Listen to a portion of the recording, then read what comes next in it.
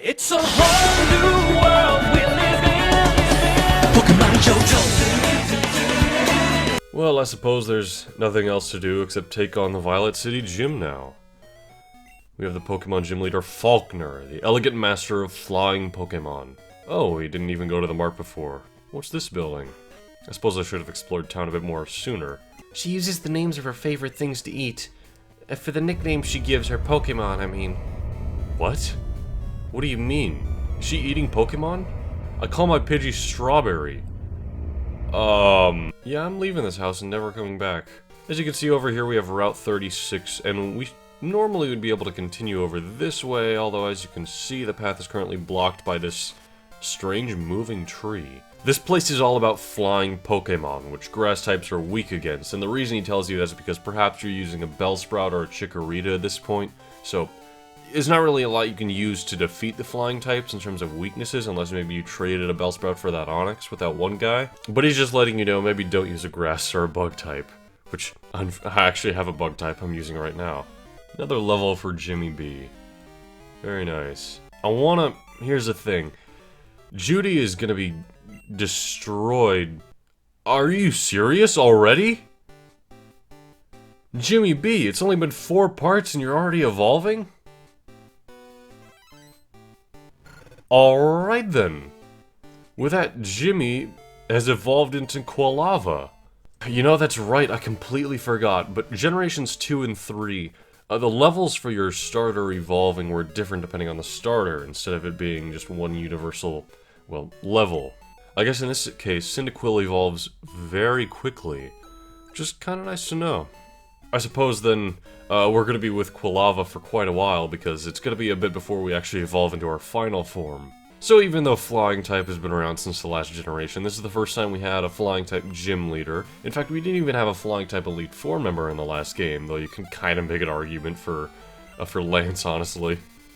As you can see, the design of this gym is very simple, not a lot to it. I do like the small detail, though, how these holes kind of represent, you know, we're up here in the air, we're like flying Pokemon, so I don't know, it's something I suppose. It's not exactly a very puzzle-heavy gym, though. Actually, before I go in and battle Faulkner, I'm just going to do a small bit of grinding, which is probably going to be included in the episode, because I don't know why I'd end the recording session now. I've been already recording the last couple of parts. I'm going to do a small bit of grinding with Judy and see if we can level up a bit. I mean, there's Bellsprout here, Judy can handle Bellsprout, no problem.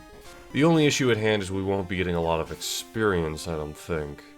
Like, we just defeated that Bellsprout, 36 XP, not a lot. Maybe the Pokemon in Sprout Tower will offer more experience.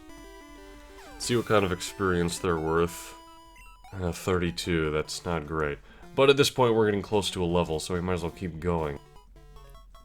Level 11, no new move, no evolution, that's okay. At least we increase our stats a little, and we'll try to do some switch training against the gym leader himself, because I think Quilava can handle the gym leader no problem. And apparently, Quilava was a very good choice, or Cyndaquil initially was a very good choice for a starter. We're already evolved, we have a fire-type move, our stats are great.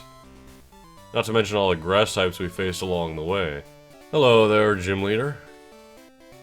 I'm Faulkner, the Violet Pokemon Gym Leader. People say you can clip flying Pokemon's wings with a jolt of electricity. I won't allow such insults to bird Pokemon. I'll show you the real power of magnificent bird Pokemon. I do kind of like how he's addressing the weaknesses and standing up to it. Faulkner is a pretty dope gym leader, I won't lie. You gonna take yourself out, Pidgey? Sure are, alright. Judy handled that no problem, thanks to the confusion. What's your last Pokemon, Faulkner? Pidgeotto, the evolution of Pidgey. We'll stay in and try to confuse it. That's such a cool sprite for Pidgeotto. Do you guys remember how fat Pidgeotto looked? Or was it Pidgeot in the last generation, either way? Oh, it has Gust. Oof. We're just barely hanging in there, but we did get the confusion, and now we can switch out. Man, apparently they did not expect us to do Sprout Tower first, because Faulkner's Pokemon are super low level. I believe Gust in the last generation was just a normal type move, which is kind of strange, but now it is a flying type move. I might be wrong about that, I might be misremembering, but I'm pretty sure that was the case. There we go, dealt with the Pidgeotto, 100 XP for each of the party members, and we dealt with Faulkner overall. Darn, My dad's cherished bird Pokemon. Alright, take this. It's the official Pokemon League Zephyr badge. So with that, we got the first badge of the game. A Pokemon on our team can now learn Flash. And it raises the attack power, I guess. Here, take this too. Now what's this TM you gave us? It is a flying type move, I assume. Think before you act. A TM can be used only once. TM31 contains Mud Slap. Why do you have Mud Slap? That's not a flying move. Well, in any case, can we learn Mud Slap with our Ladybug, so we have another attacking move aside from Tackle? Teach Mud Slap. We can teach it to Jimmy B, who's already got a full moveset, and a pretty decent moveset at that. So, unfortunately, the TM didn't exactly help out. If we actually got a flying type move like Gust, or I don't know, something incredible like Wing Attack, maybe our Ladybug could have learned that. Hello, Jockey. We've discovered something about the egg. My assistant is at the Pokemon Center in Violet City. Could you talk to him? Click. Jockey, long time no see. Not really. Professor Elm asked me to find you. He has another favor to ask. Would you take the Pokemon egg? No. But Professor Elm asked for you. Alright, fine. So, we're holding onto the mysterious egg that Mr. Pokemon delivered. And, as he's explaining here, the egg will eventually hatch into a brand new Pokemon in this generation. And I considered using this since the egg is a new mechanic, and, you know, we can walk around with it, grow attached, eventually use it. But I'm spoiling this now. That thing's gonna become a normal flying type. We already have a flying type with Ladybug, and we really don't need a normal type on the team, so... And not to mention, it's not an incredible Pokemon stat-wise either, so I really have zero reason to keep this mystery egg in my inventory, because it does take up a place in the Pokemon slot. So we're gonna go ahead and deposit it. Egg. But normally you would just walk around, and the more you walk around, eventually the egg hatches into that normal Pokemon, and then that normal Pokemon would be level 1. You'd evolve it all the way up, and then it'd be a normal flying type. It's a lot of work. But now we gotta go down here. And this place, you go ahead and say on the sign here. Or no, it doesn't. Maybe it'll say on the sign. Ruins of Elf Research Center. The authority on the Ruins of Elf. Okay, well, maybe this sign will tell us exactly where we are. We're in the Ruins of Elf. Now, the Ruins of Elf is this area out here where, well, it's difficult to describe. There are these caves here with these strange symbols lining the walls. There's nothing incredibly important here, but it is neat to walk around and try to make something of these symbols on the wall. Welcome to this chamber. There are sliding panels that depict a Pokemon drawn by the ancients. Slide the panels around to form the picture. To the right is a description of the Pokemon. Well, let's go ahead and see. A Pokemon that hid on the seafloor. Eyes on its back scan the area. Oh no. Oh no. Oh no. Well, okay, this is the top corner, surely.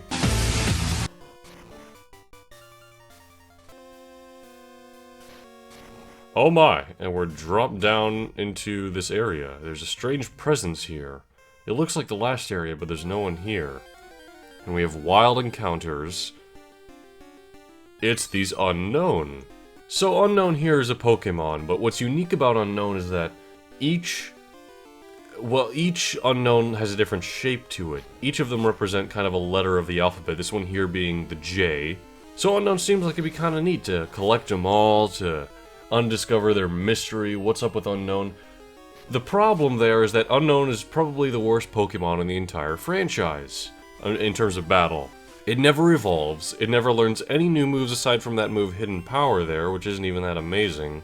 And the only area we find them in, they're pretty low level, as you can tell. So, not a lot we're going to be doing with these Unknown here. Okay, well, ladies and gentlemen, I have reached a massive problem. I'll go ahead and throw up a map of Ruins of Elf right now. And essentially all you need to know is I cannot get over to that grass where my next team member I wanted to get was, until I have Surf. Of course, Surf is very out of the way, so unfortunately, it's gonna be a while before we have a complete team or even a third Pokemon at this point. But on a more positive note, we now know where we need to go, which is this way. This leads to the next route, which eventually of course leads to the next city, so let's get going.